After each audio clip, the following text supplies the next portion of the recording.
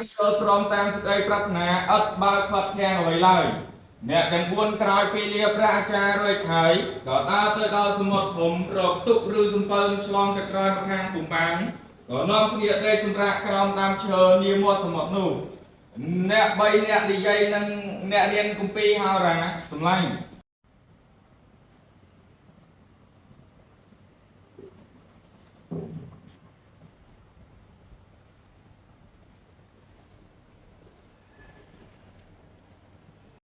ទ្រង់គង់នៅ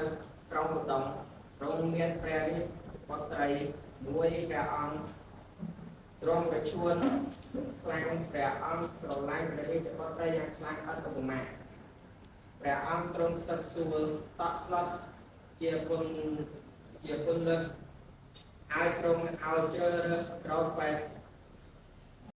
ខាងនេះអស់រយៈ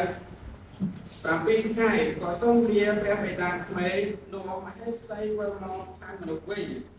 កាលនោះព្រះបាទគូជុំនេះក៏បានរៀបចំប្រដាជាបែបមានតម្លៃចំនួន5សំពៅដើម្បីដង្ហែព្រះរាជបុត្រមកគ្រប់